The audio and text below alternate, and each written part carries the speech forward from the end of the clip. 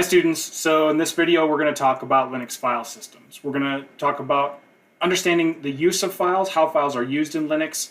We're going to introduce inodes and links as two useful parts of Linux file systems, and we'll just talk about how Linux file systems work in general. So Linux uses what's called the everything is a file paradigm, meaning a lot of the interaction that you do with the kernel, whether it's what you think of as a typical file holding, for instance, user data, or if you're interacting with a hardware device, in a lot of the case that happens via reading and writing of files. So for instance, if you're interacting with the USB serial port, you're probably reading and writing to dev tty USB 0. And the benefit of this is if you've got a generic piece of software that can open, read, and write, you can probably redirect that software to either what you'd think of as a typical file containing user data, or you could potentially redirect it to something like a USB serial port and have it operate on stream of data coming over the serial port. So this makes it much more versatile and more easy to write software that can work in different environments or different scenarios. So files in Linux are represented by paths, and there's two different ways that you can access a file based on path. One is absolute. So for instance, if you had /path /to/file, each one of these slashes would separate a directory, and the starting slash would indicate that you're starting from the root of the file hierarchy. Whereas if you used path to file with no preceding slash, what this would mean is that from whatever working directory you're in, you would move relative to that current directory. So the leading slash tells you whether it's an absolute or a relative path that you're referencing.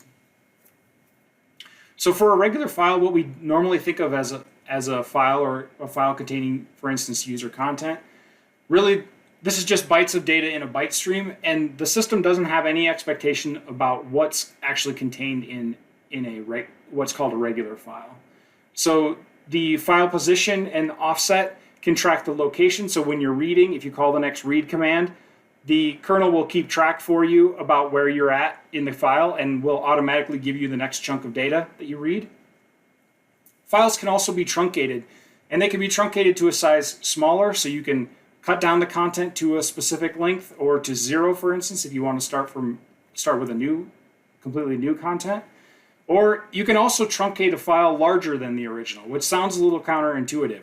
But what you can do is define a file of a specific size without reserving that space on disk. So if there's a reason for you to have a file that's defined with a specific size, but maybe you don't need to write the entire file full of content initially, you can actually use file system capabilities to define that file of a specific size, but not use up the disk space initially, at least until it's been written by another application. So files can be opened more than once. They can be opened by different processes or the same process at the same time. And a file is ultimately referenced and accessed by what's called an inode in the file system. And Linux inode stands for index node. And this is really just a piece of metadata that's used to track where files are located on disk. So you can think of it as a database that the file system is going to keep about all the different files and their location on disk. In addition to the location on disk, the inode is going to store things like the timestamp, the owner of the file, the size of the file, and the mode or the access permission, so who should be allowed to access the file. So this is a small sized chunk of data. Think of something like 128 bytes in size. And one thing to note about this is that the file name is not included in the inode. That might be a little counterintuitive when you think about locating files in the file system. So how do we map a file name to an inode? That's really the function of a directory. So the directory is really just a set of files with their own inodes that contains a mapping of file name to an inode. So a directory entry is simply a name that corresponds to the file that you're looking up, and an inode reference that points to a specific inode in the directory table. And the directories start, again, at the root directory, so / would be the root directory where all directories start, and then you can have a sub-hierarchy of directories created from there. And each one of the directory entries would have an inode that points to the corresponding new referenced file or directory. So you might ask, well, why wouldn't we have the file name built into the inode if this is associated with the file? And the reason is the design to keep the file name out of the inode allows us to reference the file in multiple ways. We could reference the same file content in multiple ways. So the things that are associated with the file, like the size, the UID, the group ID, so user and group ID, the permission, the location on disk, all that needs to be constant regardless of how we access the file. However, it might make sense to access the file from two different places and get the same content. And that's really the function of a link. And so the inode design, by keeping the file name out of the inode, we have the option to access it from different places and get the same content. So the link flexibility means that we can have multiple names that resolve to the same inode and the same file content permissions that are associated with that inode. So links can redirect two different file and directory paths to the same inode. Here's an example of if you do an ls-l on a directory that contains a link, you'll see a symbol like this indicating that my link is a link to myfile.txt. So if I open my link, I will get the content of myfile.txt, the same as I would if I just opened myfile.txt. There's two types of links in Linux, the hard and the symbolic link. The symbolic link is often referred to as a symlink. So hard links map directly to inodes, and for that reason, they're only allowed on the same file system. So the inode is referencing metadata that's talking about the structure of one specific file system. So for instance, it has a specific location on disk that's tied to that file system. So for that reason, the hard link is only going to work across the same file system. But a soft link or a symlink just maps to a file name. So that means that they could work across any file system. Really anything in the root directory hierarchy can be referenced by a soft link. So again, if you talk about a hard link, it's really the same, conceptually the same as a directory entry. It works and acts the same way. And because we're using the same file system, we know when it's safe to delete the file based on whether or not there are references to the file. So if the hard link was created initially and we delete the original directory entry, we can know that we still can't allow delete of the file because there's still a reference to it from the hard link. Symbolic links or symlinks, on the other hand, those aren't going to be directly referencing an inode. Instead, they're going to be referencing a path in the file system. So they'll look something like this. They'll have their own inode pointing to a location on disk, and that location on disk is simply going to have a path that references the file system. That path is going to reference a specific directory entry, and we can use that inode to find the content in the file that we want to access. So you can see that this is going to take one extra step to resolve for us because we have to look up for the directory entry that's corresponding to the symlink.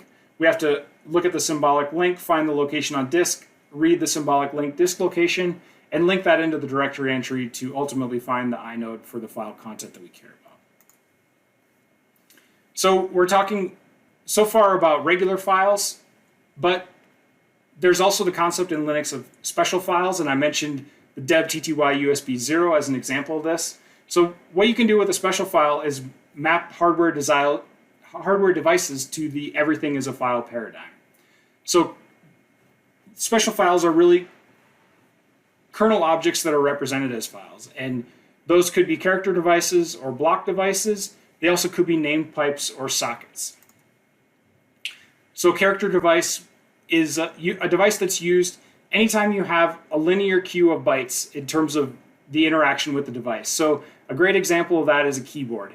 If you're pressing a key on a keyboard, there's a sequence of bytes that you're sending that's associated with the entries as you hit the key. So that would be a great example of a character device. A block device, on the other hand, would be when you're accessing data in bulk. And so you access an entire chunk of data at one time. And an example of this would be a hard disk drive, where you're going to access on file system boundaries and access more than one byte at a time, typically. And then the name pipes and sockets are used for inter-process communication, which we'll get to in later videos for this week. So the file system is ultimately a collection of files in a hierarchy, and there's lots of different file systems to choose from that are ultimately tied to how the file content is stored on disk. So NFS is an example of a file system that's used for network file storage. ext4 is a common block device storage. There's a whole series of ext file systems, and those are probably the most common that are used on Linux devices. And there's also FAT, which is a Microsoft-defined storage format for disks that can interoperate with Windows platforms. The Linux file system is mounted and unmounted to add and remove to the root file system. So the paths that we talked about, the absolute paths, you can create a mount point, you can mount a file, or you can mount a new file system to that mount point, and then you can access it through absolute paths just like you could any other content within the existing file systems. The smallest unit that's addressable in a Linux file system is a block, where a block is a power of 2 multiple of a sector size. And a typical historical sector size is 512 bytes. So you can see that this maps well to the block device type that we talked about in the previous slide. So why would you want to have a Linux file system based on blocks? Well, you could think about if you had a 1 terabyte file system, that's this number of bytes. So if you wanted to be able to address every byte individually, it would take 34 bits to be able to address each byte individually. And so all of that would work into the amount of storage that you need, for instance, to save the location on disk, and the amount of data that's transferred when you're sending that over the wire. So it's ultimately a little bit less efficient to be able to address each byte.